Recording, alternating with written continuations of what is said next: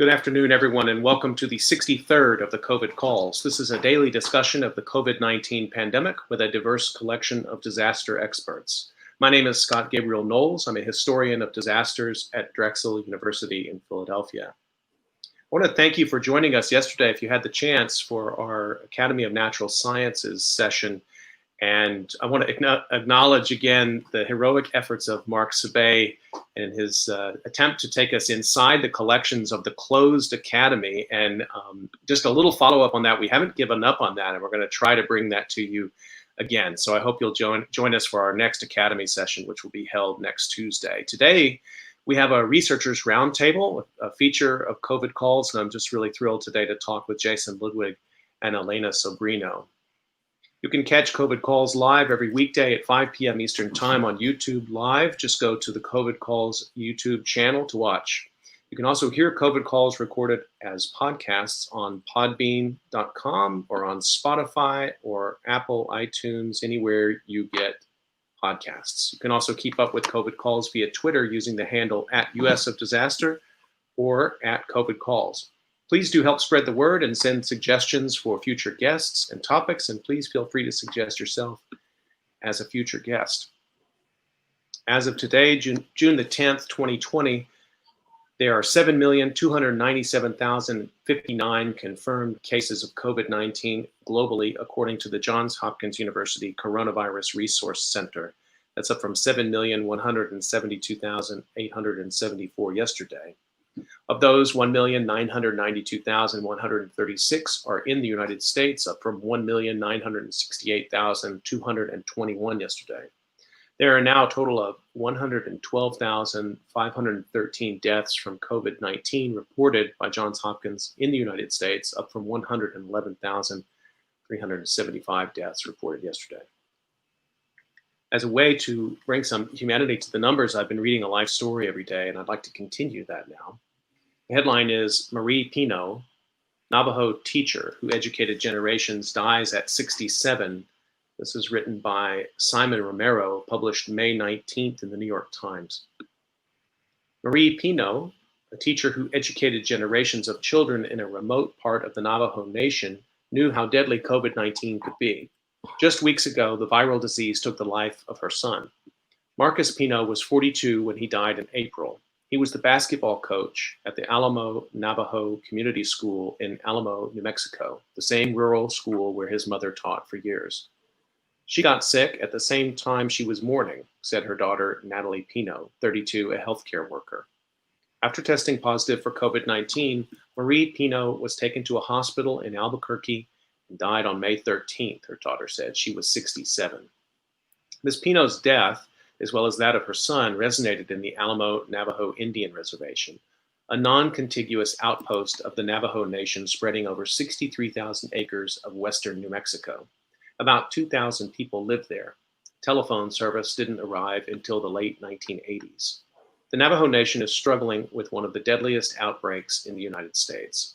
Ms. Pino was born on November 9, 1952, to Louise and May Smith, and raised in the Navajo village of Sheep Springs. Her father worked for the railroad and herded sheep. Her mother wove traditional rugs. They sent Ms. Pino to a boarding school for Native American children in Oklahoma. Ms. Pino attended Haskell Indian Nations University in Lawrence, Kansas, where she met and married Ira Pino Sr., the pastor of Alamo Miracle Church, a Pentecostal congregation. He is being treated himself for COVID-19, or he was being treated for himself for COVID-19 at an Albuquerque hospital. Natalie Pino said her mother devoted her life to teaching out of a belief that Native American children should have the option of attending public school near their home instead of boarding schools established with the objective of assimilating indigenous children. Ms. Pino, who taught elementary school for much of her more than 40-year career, would talk to her students both in English and in Diné Bizaad, the Navajo language enduring in this part of the West. She was still teaching middle school at the time of her death. Natalie Pino said her mother was also known for closely following tribal and national politics with a well-honed sense of humor, often satirizing political leaders. She loved her students and was passionate about their future, her daughter said. She voted in every election, tribal, state, or national. My mother had that sense of duty.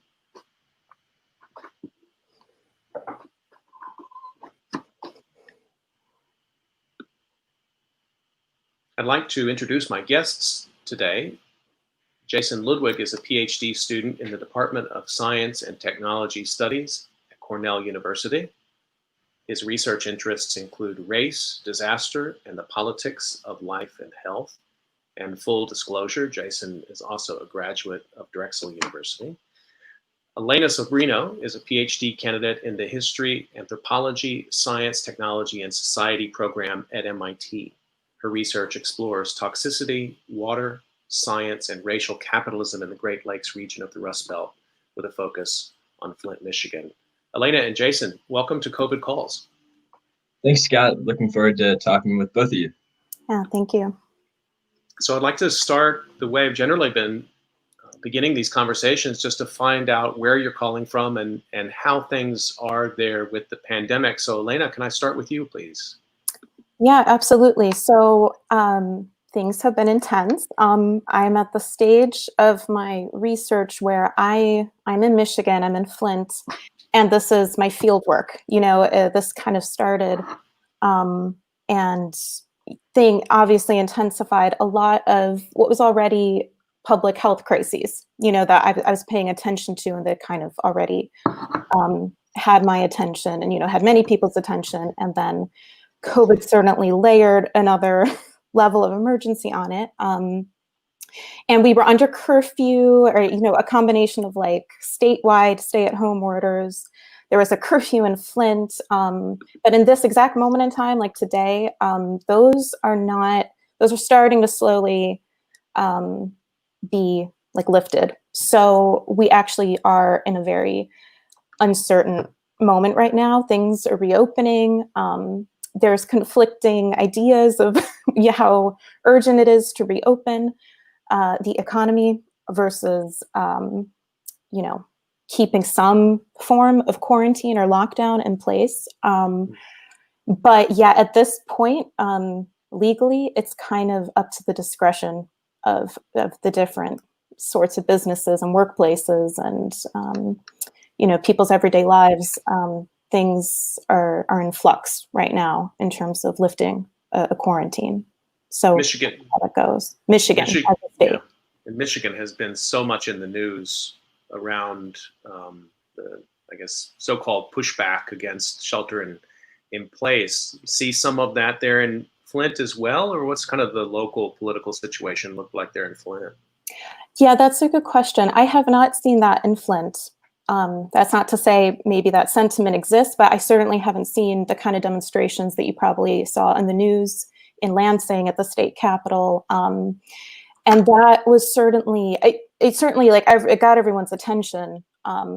But, as to whether that represents most of Michigan, I would say it doesn't. I mean, it has the semblance of a kind of spontaneous grassroots uprising, but I think it's actually not a widely shared sentiment. Speaking as someone who is kind of on the ground, and here in Flint, I don't think there's that feeling at all. I mean, I think there is a feeling of anxiety for sure that everyone has, whether it's about the economy or the hospitals or testing and transmission. All of that exists, but there's been no reaction to sort of rise up against a quarantine.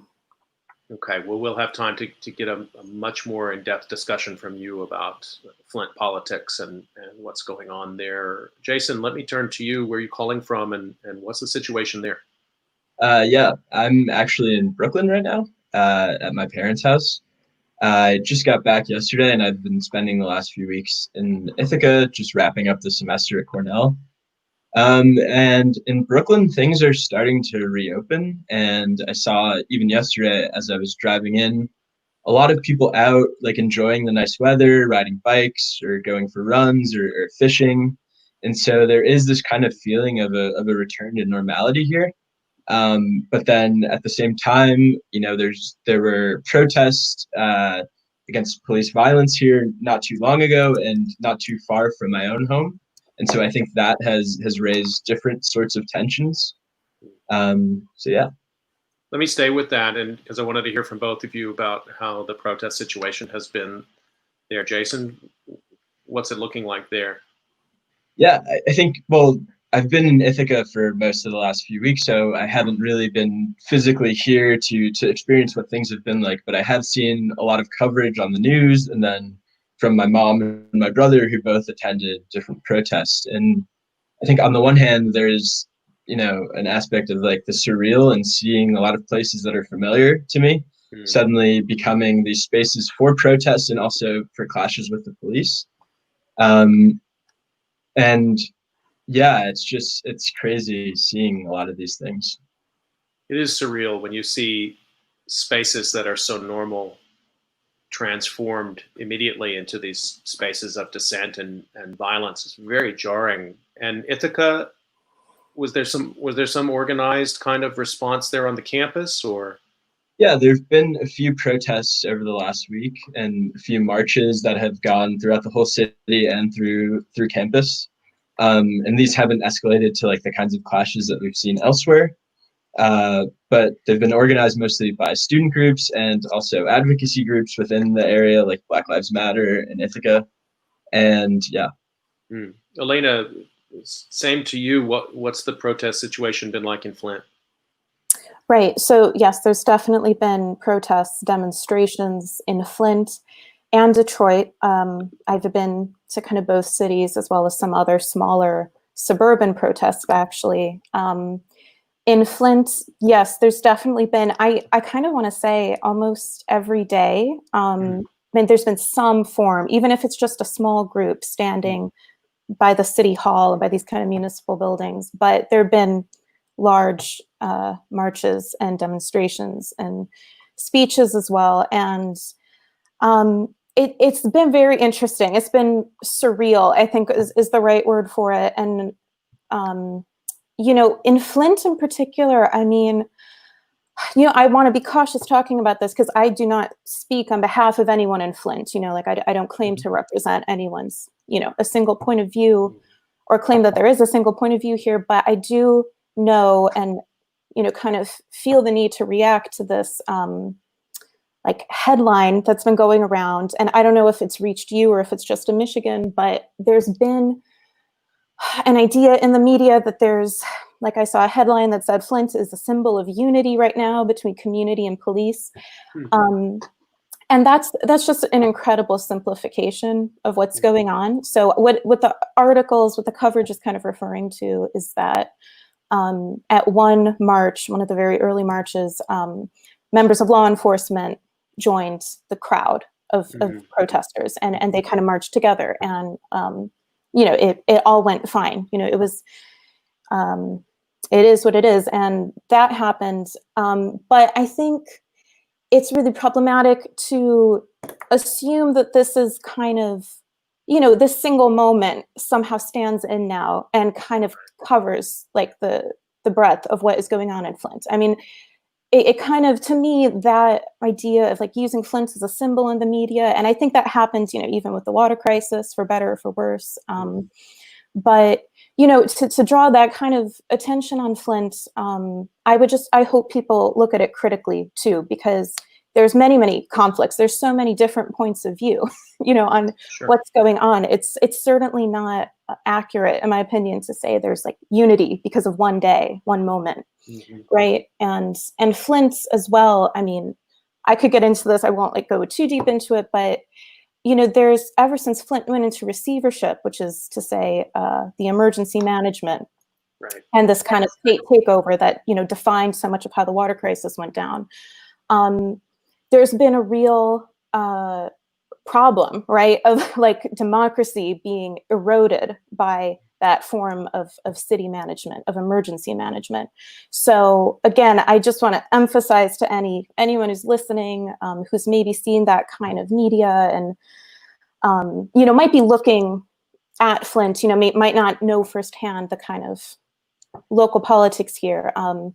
It's very complicated, and it's, Flint is still dealing with multiple crises, from the water to COVID to policing. So this is not a kind of, single moment and then you walk away.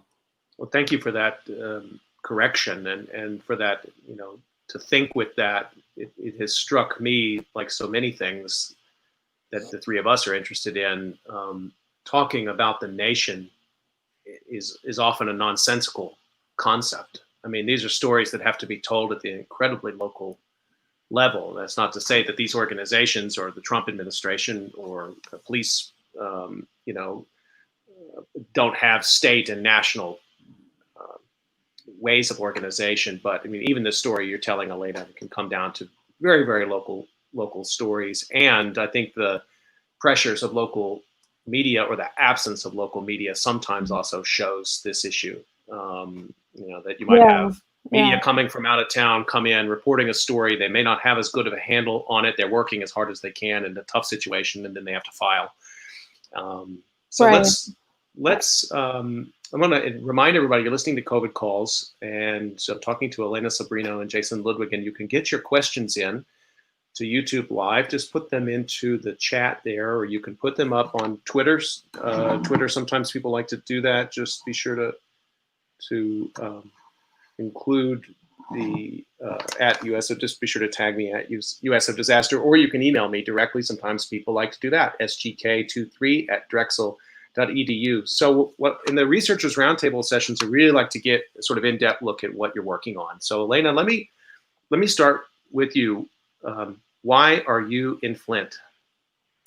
Right. So my research began actually the entry point was the Flint water crisis. And for those who don't know, the water crisis began more or less in 2014. So it's been a few years. And basically the water system, there was a kind of set of decisions that were made by emergency management that I just mentioned.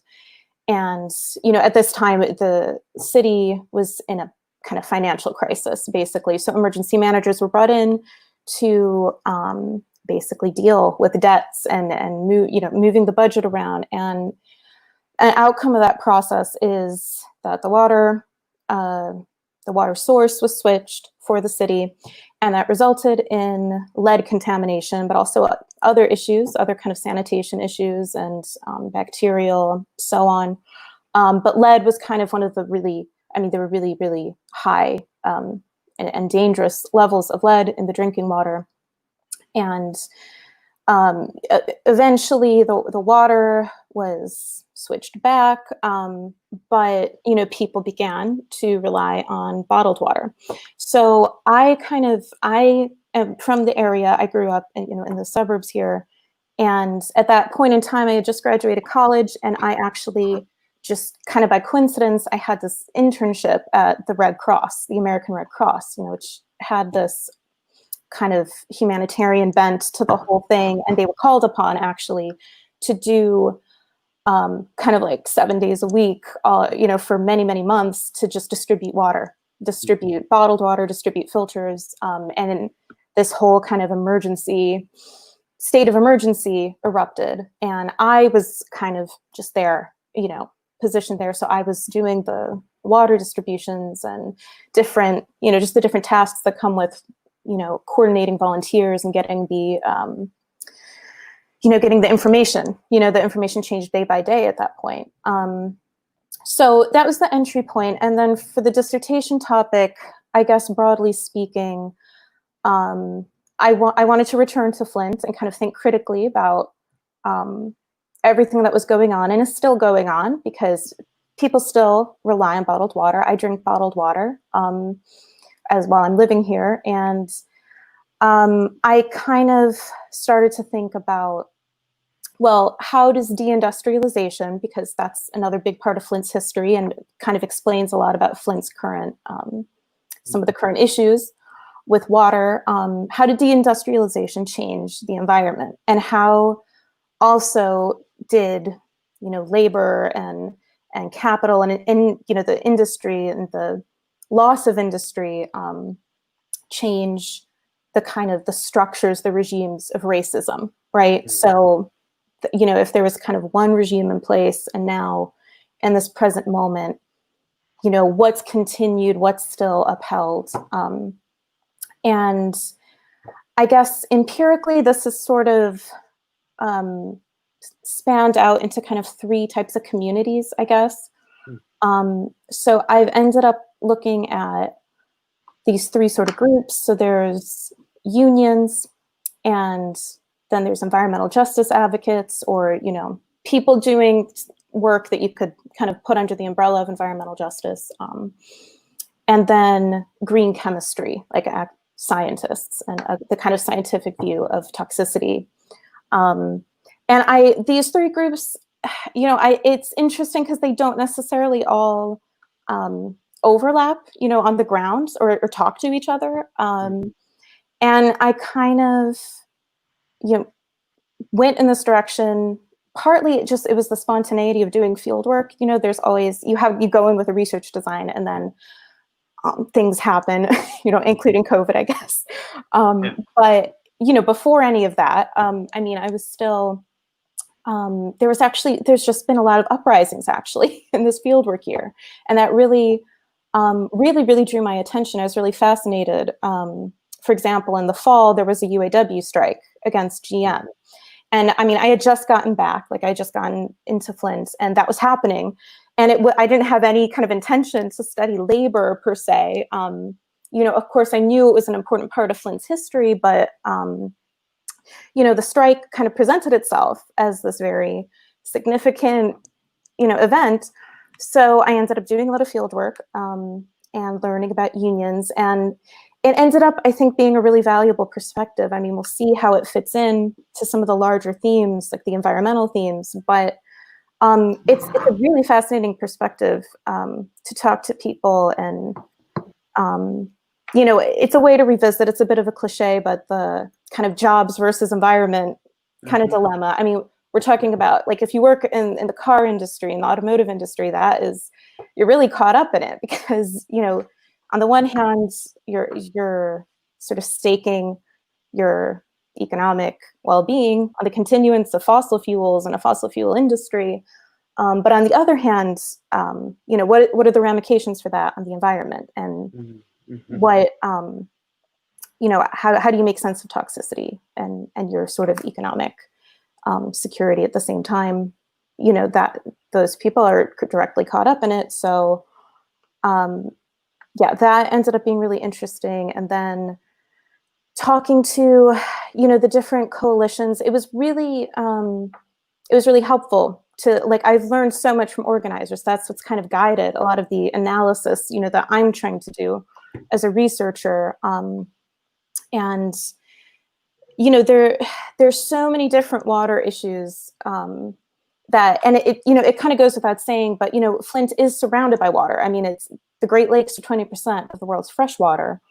And it's that fact that really drives a lot of the economic decisions you see, not just in Flint, but everywhere. So I actually began, like, seeing the work that organizers do, anyone who's concerned with the environment does, and whether that's like water shutoffs or water quality or pipelines being built under the Great Lakes, for instance. You know, there's just like, there's a lot of legal infrastructure that makes, you know, it makes it easy to forget that Michigan is essentially, like, it's two peninsulae of aquifers, you know, like there's actually, hydrologically speaking, there's not really a significant difference between the surface water and the groundwater, but all of that, you know, becomes very fraught when you look at sort of the legal mechanisms and the different privatization schemes that are going on, you know, as we speak, in a multitude of ways. So,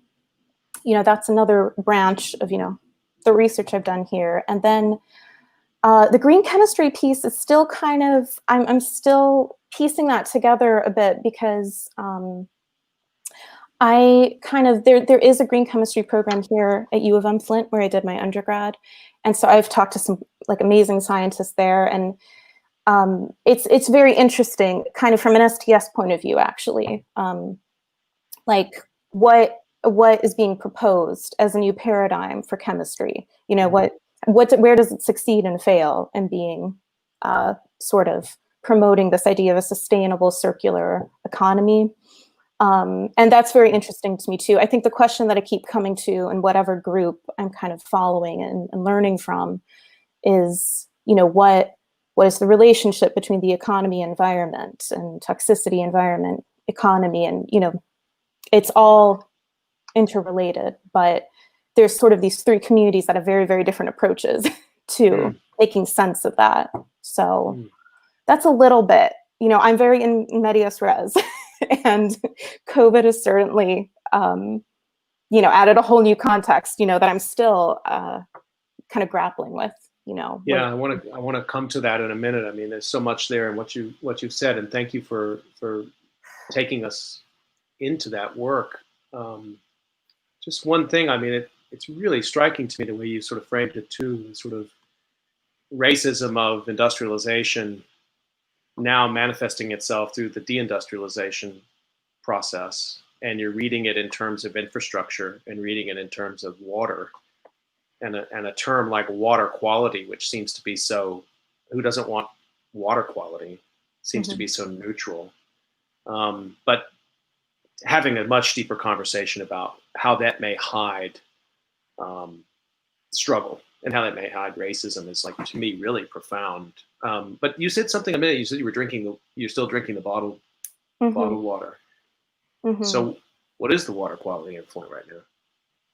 So there's actually part of the struggle is even getting testing and a kind of, you know, it's something that has to be ongoing. You know, you have to test more than once, you know, and there's been pipe replacements here and there, like, and I know there's been some work on my street because, you know, I see the like the holes in the that have been filled with pebbles in the concrete, and actually around the corner from me they're putting in like a new water main. So there's this sort of infrastructure that's getting fixed, but very slowly. I mean, again, it's been quite a few years.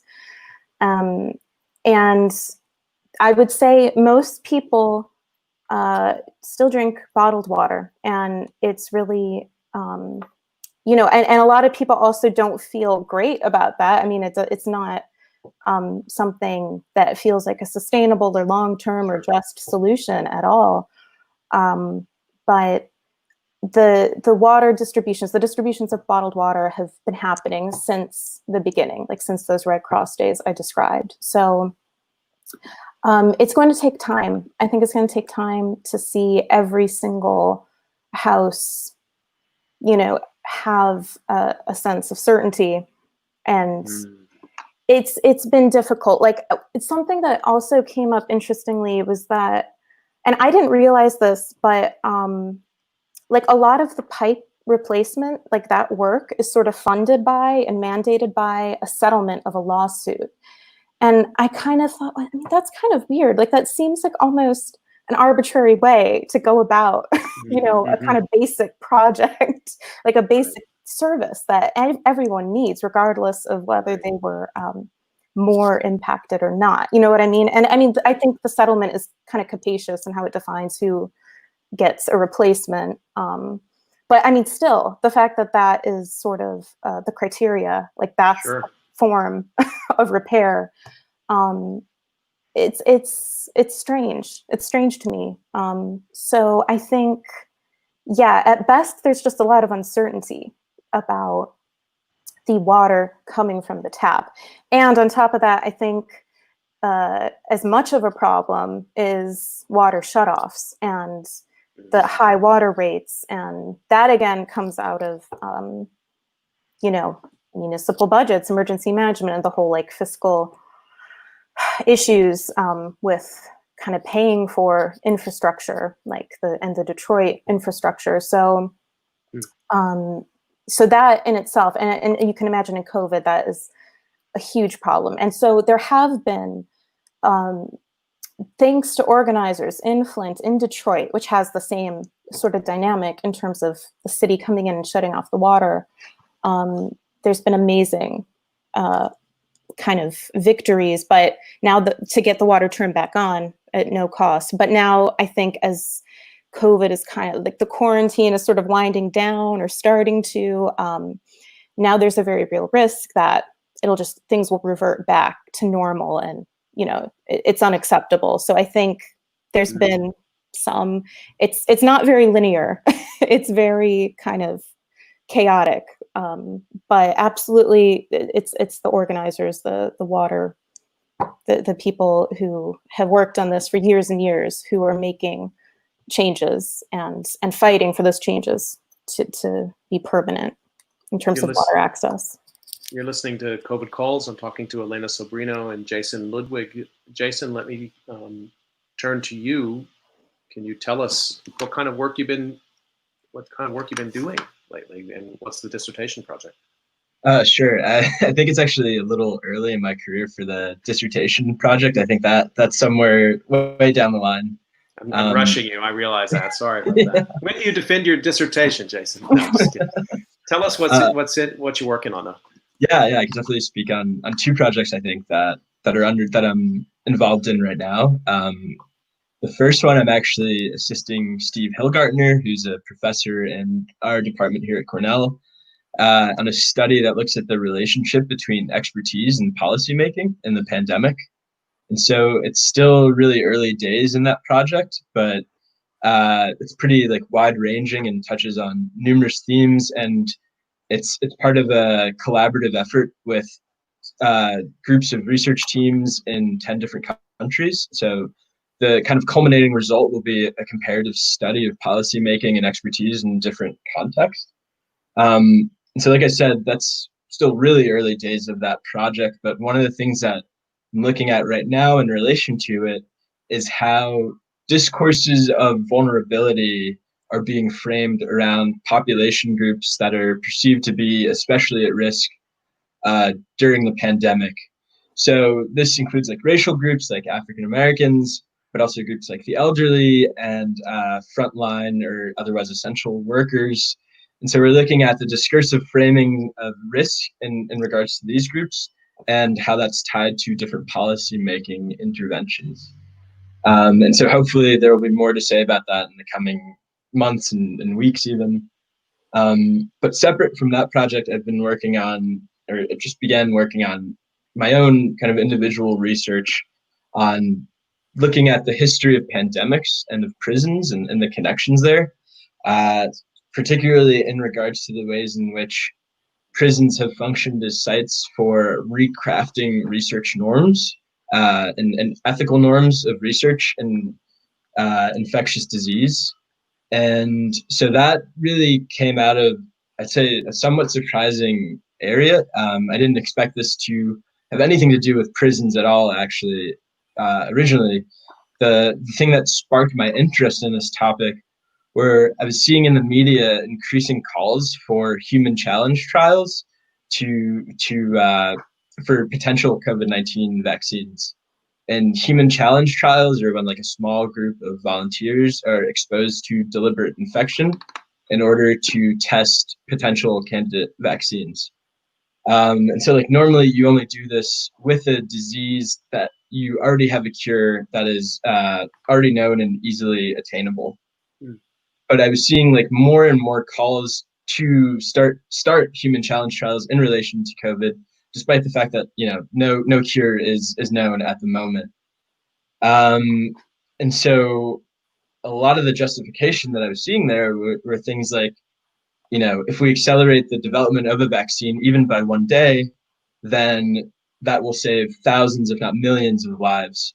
And so that's kind of the impetus behind one of the advocacy organizations calling for human challenge trials, which is called One Day Sooner. And it's, again, if we accelerate or if we develop the vaccine one day sooner, that'll save numerous lives.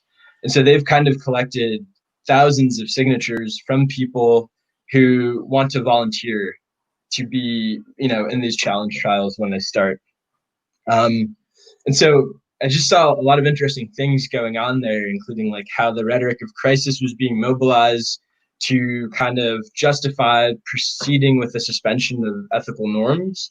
And then also kind of narratives about volunteering and national duty, or even in this way, it was almost global duty, but the volunteer was being conceived of as someone taking on this patriotic sacrifice in a lot of ways by exposing themselves to risk in order to save lives. And so this made me really curious about the history of human challenge trials in general. and specifically like the ethical norms governing their use and different ways in which, limits were made to who could volunteer and who couldn't volunteer. And what I quickly found is that this led me to prisons, and the ways in which prisons in the late 20th century in the United States were one of the key sites where human challenge trials were conducted to evaluate vaccines for various infectious diseases. And I came across the work of basically the key actor here, who is Theodore Woodward, who is a really prominent medical researcher in the 20th century and a professor at the University of Maryland. And Woodward's, like, the history that brought him into human challenge trials that I thought was really interesting, which was that he was deployed to Algeria as part of the U.S. Army's Typhus Commission during the Second World War. And there he collaborated with French scientists studying potential vaccines and other therapeutics for typhoid fever.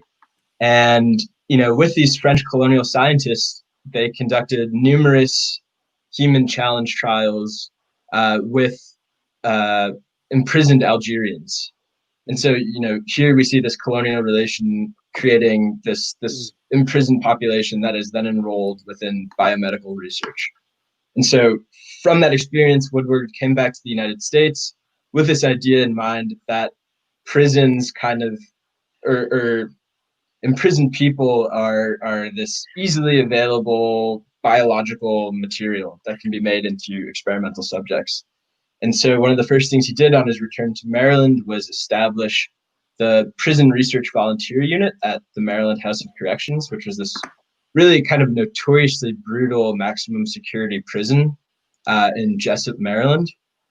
And for decades, this became one of the premier sites for infectious disease research in the United States, until basically criticism from activists, journalists, government officials, and from inmates themselves who were concerned with the ways in which they felt coerced into participating in these trials led to the shutting down of this clinic. Wow. So do you have any sense right now of the scale to which, so I take it that in the human challenge trials, the incarcerated persons can choose to participate? So yeah, and this was kind of the get that kind of data. Well, don't give away all your trade secrets, but I mean, how do you do this research? So a lot of it was reading, a lot of these experts who were involved in the challenge trials felt obviously obligated to justify doing this ethically questionable research. And so there were numerous papers and other things published called like Why Prisoners Volunteer or something like that. And so their justification is that so the Prison Volunteer Research Unit had this like relatively comfortable facility where inmate volunteers would have like a private bedroom, a private bathroom, access to like televisions, and lots of different amenities that weren't available in the rest of the prison. And so they were like, well, and the other thing is that they were being paid more than laborers within the prison factory, like I think 3 times as much for their participation in the trials. But right away, or not right away, but as inmates and those who were freed from the Maryland House of Corrections who had participated in these trials were quick to point out with other advocates, the prison itself is like an inherently coercive environment.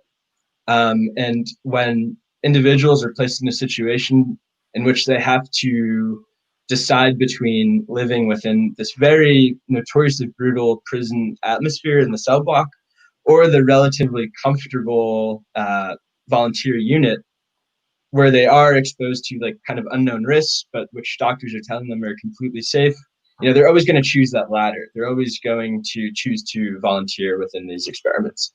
And so I think one really influential source for me was the records of a case that was organized by the ACLU with inmates or former inmates at the Maryland House of Corrections, in which you really do see these separate discourses. On the one hand, the experts saying everyone was a volunteer and happy to do it.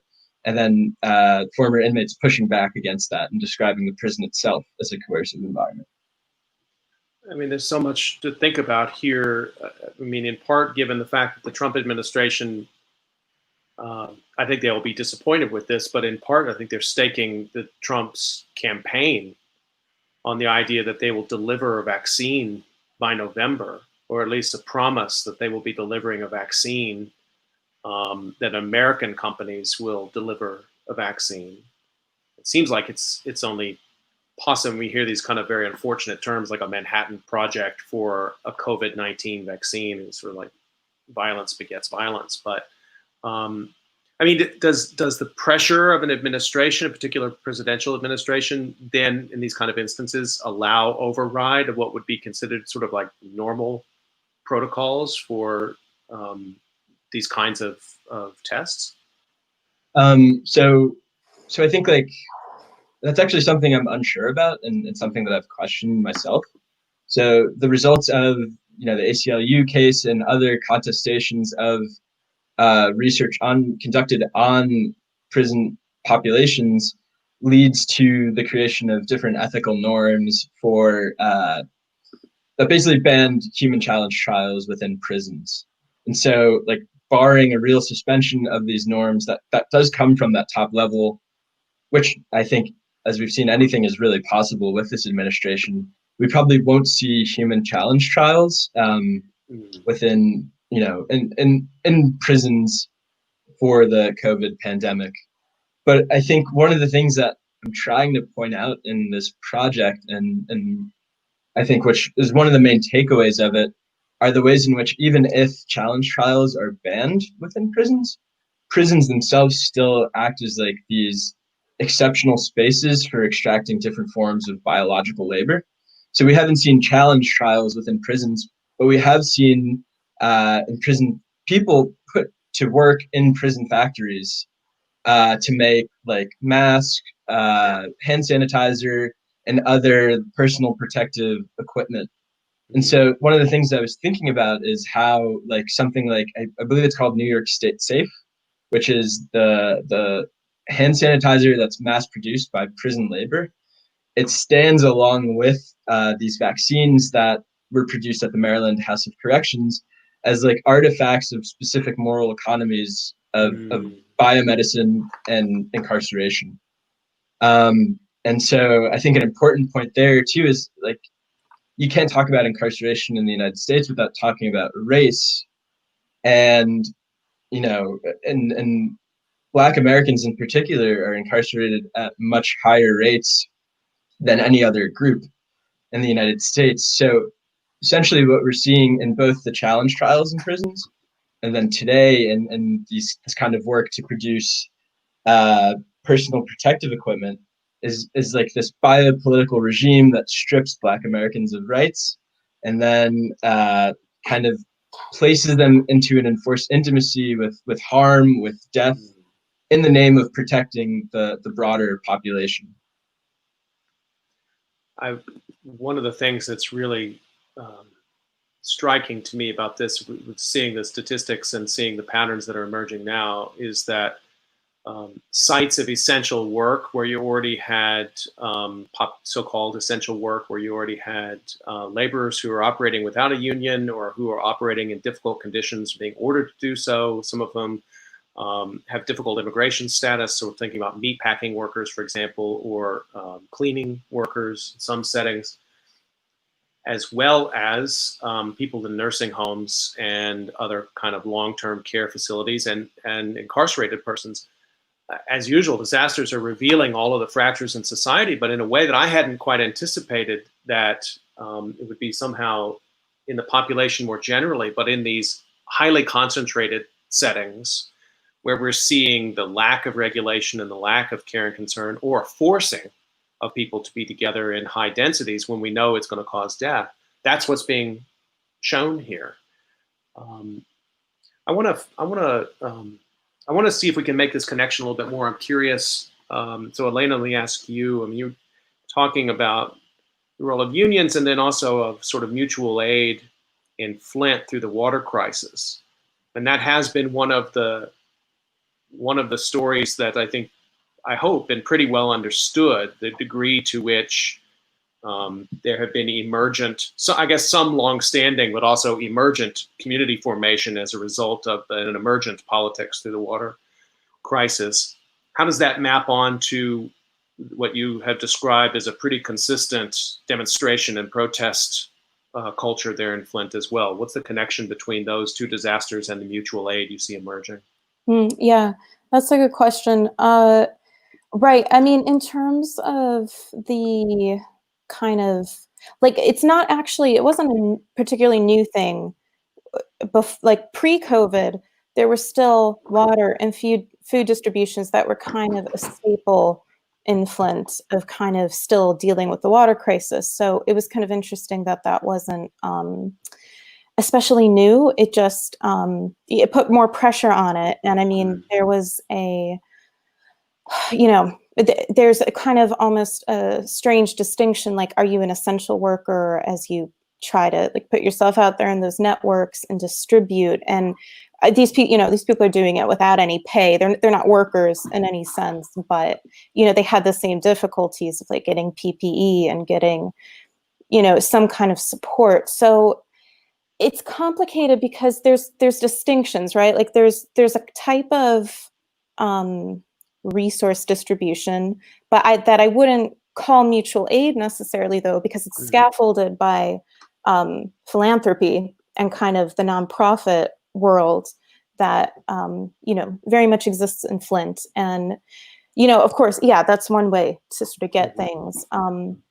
But yeah, when I think of a kind of networked circulation, support, sharing, that's sort of undergirded by more of a philosophy of this is, there's a politics to, helping each other. And that can come from a variety of sources as well. But, that's distinct too. But at the same time, it can kind of overlap. So I don't know if it's always as clear cut or if, if it needs to be even. But I do think it's really powerful politically, right? When, for example, like there's a welfare rights organization type of, activating, like getting water to people.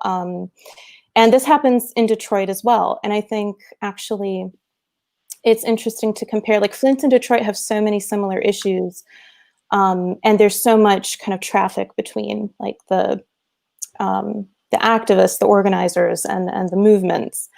And yeah, in terms of the current, the uprisings and these rebellions, prompted by the police violence we've all seen. Yeah, I mean, one of the images, I mean, there's been so many images from this week alone, but the one that has been that struck me so much was there's this photograph a journalist took in, I believe it was Asheville, North Carolina. And it's police in riot gear destroying bottled water. And I saw that and I thought, okay, this is such a stark counterpoint to the images I'm so used to seeing just kind of in real life. I'm used to seeing people handing out water, or donning the mask and like passing, lifting these heavy bottles of water, putting them in a car and driving it to somebody. So to see that and that juxtaposition that came to my mind was just kind of mind-blowing. But I do think there's definitely an awareness that and like a budgetary consciousness, I guess. Like we're now seeing, okay, like what do we prioritize? Do we prioritize a carceral state, or do we prioritize some kind of welfare state? Which is so it's vanishing.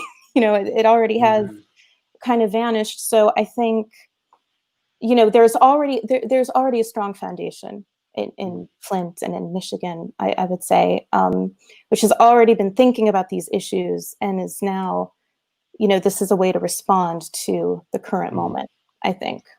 It's interesting, though, that this discussion, the defund the police or the police abolition discussion, it strikes me that some of that, so often it's been couched in talking about Philadelphia or New York or Los Angeles. And the assumption there is that there's enormous municipal budgets in which you would reroute, as you defund police departments, you reroute those funds into counteracting kinds of funds that would go into all manner of community support. And you put those hands back in the community. But in a place like Flint, I don't think an assumption like that is a good one, do you?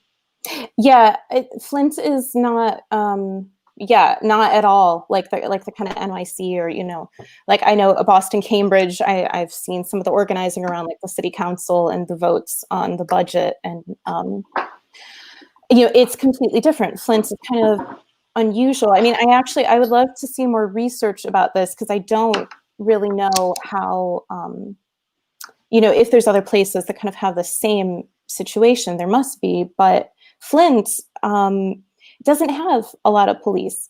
It doesn't have a lot of city police. It doesn't have a particularly big budget.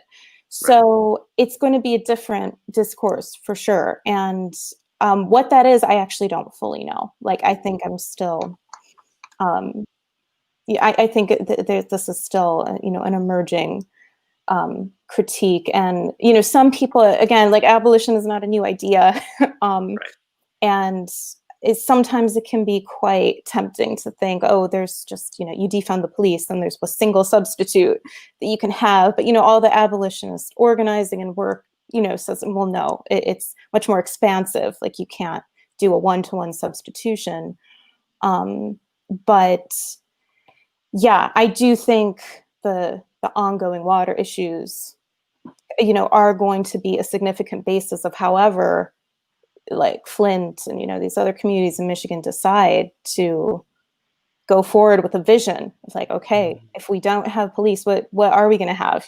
Like what are the myriad ways we have to kind of get our communities what they need and like life sustaining investments. But yeah, it's actually really interesting. Flint's particular case, those kind of mainstream ideas about the budget don't quite translate. Your insight there about the particular reaction you had to the sight of law enforcement officers pouring out water. I had the same reaction. And, Philadelphia has also had a lead crisis. But even at a deeper level, knowing that water is being used for medical purposes or it's using to remove pepper spray or tear gas from people's eyes. I've seen a lot of, as part of the kind of work we do, I mean, we look at a lot of this kind of framing and images of disasters more broadly. But that one really hit hard because it really seemed so personal. I mean, again, it's sort of like even the way you talked about your dissertation project and about water and the assumptions we just make about the availability of water and the cleanliness and the reliability of water.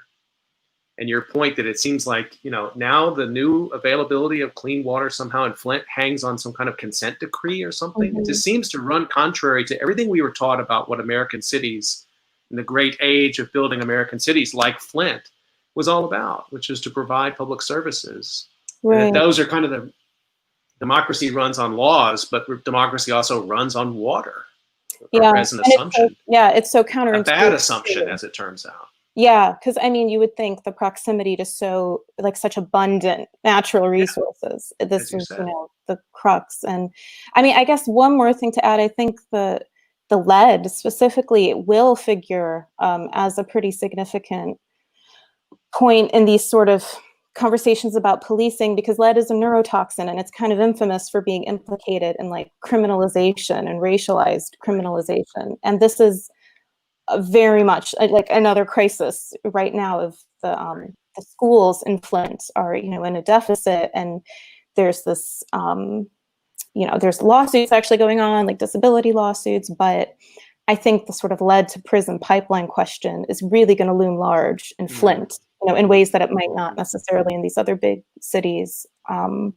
So yeah, that's absolutely something to keep thinking about and watching. One of the reasons I was excited to speak to both of you together is that we hadn't been together since we were in New Orleans last fall. And Jason, I wanted to to get your sense of it, because you played really the most important role in the planning of the Anthropocene Field Campus that we did in New Orleans last year. Could you just, for people who are not familiar with it, just say a little bit about what it was about, but also how you've been thinking about what we saw in Louisiana last fall in the context of COVID-19? And I was lucky enough to get Ashley Rogers and Joy Banner here. And as we go through the summer, we're going to do, I hope, a couple of special COVID calls with Whitney Plantation to try to, I hope, also raise some funds for Whitney Plantation. It's an amazing place. If people aren't familiar with it, just look it up. But Jason, you are the person who introduced me to Whitney Plantation. I mean, you're the person who found that and what they're doing there. So what have you been thinking about in those terms, and what's an Anthropocene Field Campus anyway? Yeah, so our Anthropocene Field Campus was an effort to understand what the Anthropocene looks like from New Orleans. This was part of a broader project to understand the Mississippi River within the context of the Anthropocene. And I think one of the first kind of important things to understand about the campus that we held in New Orleans is that our main goal was to sort of challenge this race blind or otherwise kind of color neutral discourse about the Anthropocene that kind of says, like, we're all implicated in this, we're all in this together, that it kind of implicates all of humanity or all of the anthropos within oncoming ecological destruction, planetary catastrophe, and so forth. And so I think we thought when you say something like this, it really erases the power differences and the different kinds of vulnerabilities that different groups experience. And these power differences and vulnerabilities all have their own history. And so we wanted to explore that history.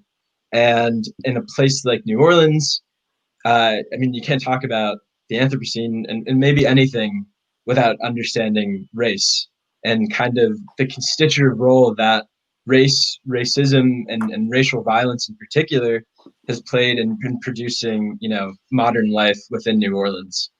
And so to that end, we centered racial violence as the key theme of our Anthropocene campus, New Orleans. And we collaborated with different groups in the region who were engaging with these themes and engaging with environmental change. And so, as you said, this was the Whitney Plantation Museum, which has this public education effort around slavery, the history of slavery. And then we also worked with the concerned citizens of St. John the Baptist Parish, who are kind of at the heart of the struggle for environmental justice within Cancer Alley, which is the stretch of land between Baton Rouge and and New Orleans that experiences, daily toxic assault from different petrochemical industries, largely affecting Black communities. And so in working with these two groups, I think what we wanted to draw out and what did emerge was the ways in which different kinds of racial violence are layered atop one another in a place like New Orleans, but really we can say anywhere within the United States. And we saw that expressed most clearly, I think, in the fact that numerous plantations that were at the heart of the slave economy and some of the most brutal plantations within the slave economy in the South are today the very same lands that host the petrochemical industries that are continuing to kill Black communities. So right there on a single ground, you see this long history of racial violence. And I think looking at the Anthropocene from a place like that, you can't possibly continue to uphold this notion of like color blindness or one homogenous humanity that's all in it together. And in terms of how I'm thinking about that in relation to coronavirus is that we're seeing the exact same race blind narrative kind of emerge in different places.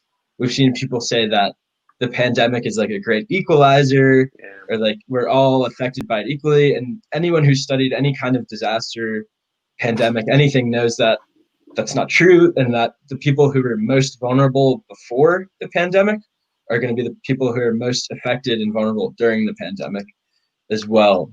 And so I think, having that eye for the ways in which, the pandemic isn't just a singular event, but builds on a long history of violence and inequality is really important.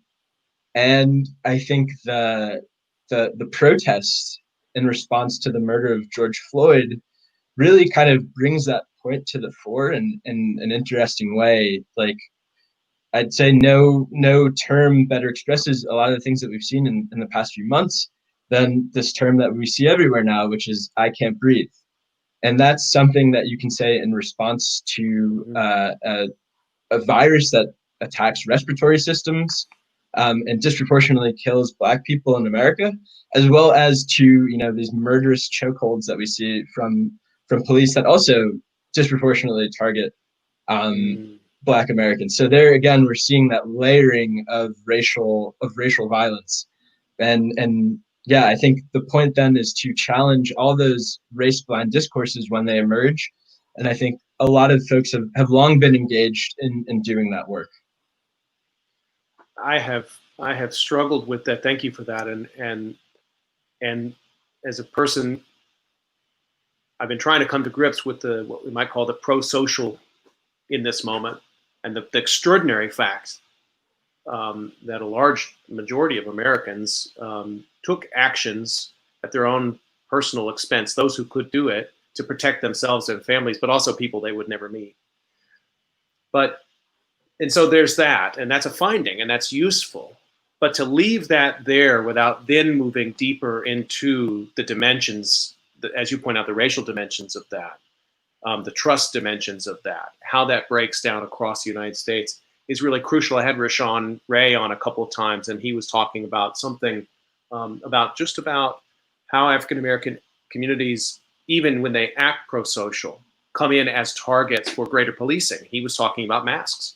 He was talking about making choices about what color masks his children would wear. Yeah. So when we just say, oh, Americans all pulled together, that's fine so far as it goes, but it's really not anything other than the first thing you should say, then immediately go into a lot more. And I worry about even saying it. And I have been saying it, but then also sort of censoring myself. I feel that tension there in that kind of discussion. I have a question here I want to just get to. We're almost up on time, but we're having such a good conversation. Elena, this is from Yancel Kang to you. Do you have any insights on how the Green New Deal discourse will influence places like Flint? She says, with COVID and the Black Lives Matter movement election coming up, the Green New Deal seems to gain momentum more than before. She's curious how you think about that. Yeah, that's great. I'm glad you brought that up. This was definitely, this came up in some of my field work during the strike, actually, because what I found were quite a few different opinions about like the future of the automotive industry. And I did have the opportunity to speak to like some really brilliant people who have a kind of new Green Deal like sensibility about some of these issues, and they think very, very broadly about like transitioning an entire industry and kind of retooling an industry. And actually, just like recently with COVID,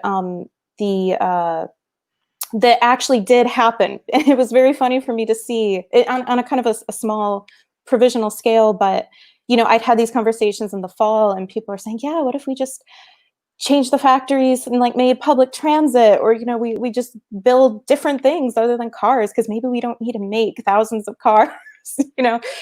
So there were these very big transformative visions, and there's kind of this, it's just always interesting to kind of see like a utopic vision, but also kind of like there's an urgency to it for sure. But then in terms of COVID, the factories here did shut down, the car factories, and other ones too, I'm sure. But some of the GM and I think Ford factories started making PPE. They started making like the face shields that you see some people use like in the hospitals. Mm-hmm. Like the people who could make like the car seats, who worked on that, like they had the skills, to transfer to make this kind of like life-saving equipment.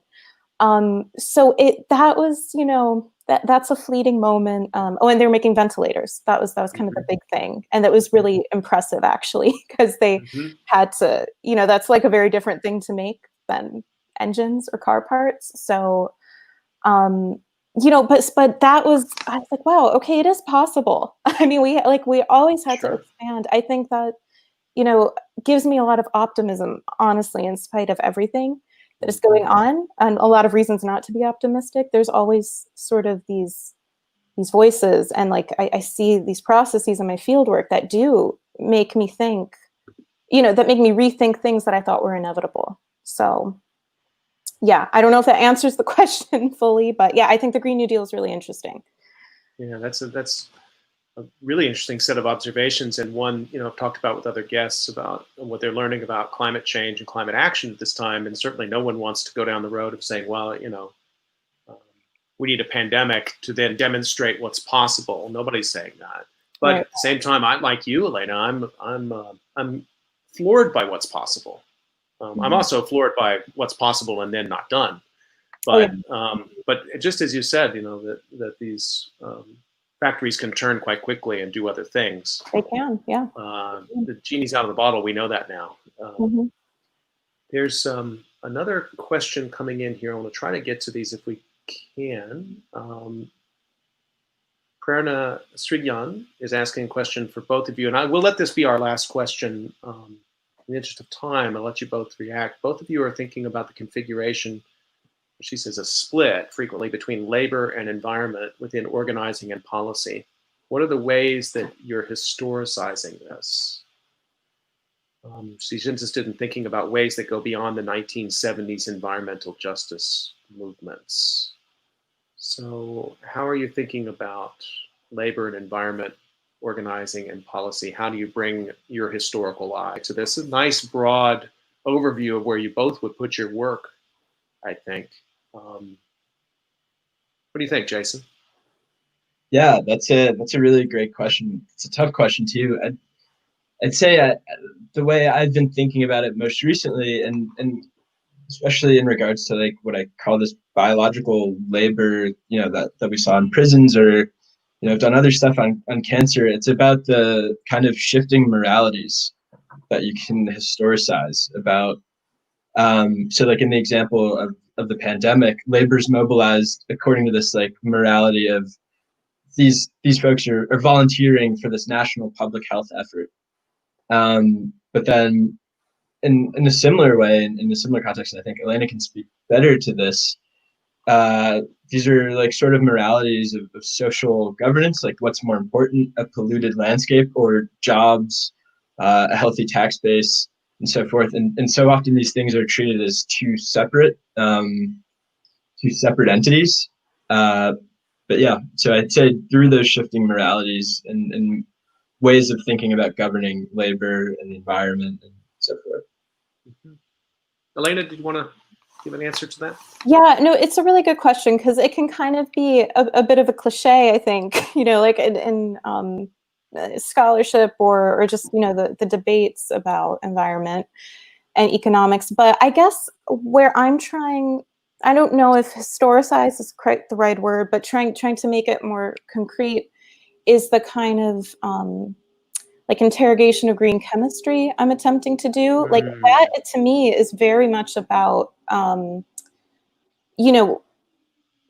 like moving toward like synthesizing, maybe not fully succeeding in it, but synthesizing sort of economic feasibility and sort of one of the driving motivations of green chemistry as a sort of academic, scientific paradigm shift is to say, let's look at the molecular level of all the commodities, all the objects and the materials that are circulating.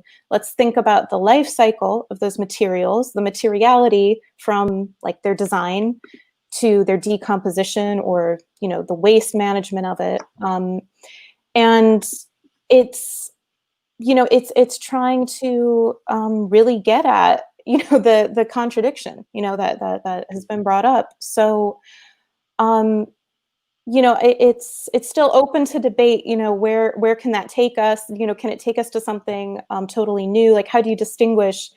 I think there's a lot of creativity. I don't think it's just as simple as, it could be quite easy to be cynical and say, well, like Dow is going to have, like green, we're a green company on their website, like we know that. I mean, it goes without saying, but I think something different it potentially is happening with this kind of like move towards like green chemistry paradigm. So that's something I'm trying to put in conversation with, the workers and then the environmental justice, organizing and kind of see what, Right. what that juxtaposition tells us,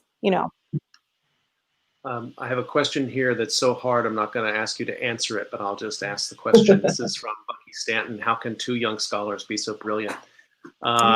Great question. And you've been answering it for the last hour, and I think we could keep going. I'm going to have to bring you back. I want to remind everybody you've been listening to COVID Calls, and a good segue from today's discussion into tomorrow. Really happy we're going to be talking with Melanie Newport and Alan Mills tomorrow about prisons and COVID-19. And I want to remind everybody that you can catch COVID Calls every weekday at 5 p.m. Eastern Time on YouTube Live, and then you can always catch COVID Calls on a podcast wherever you get podcasts.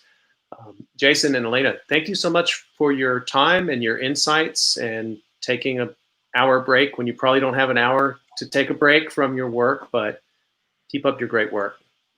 Thanks, Scott. Thank you. Thanks so much. Stay healthy, everyone. Talk to you tomorrow. Thank you.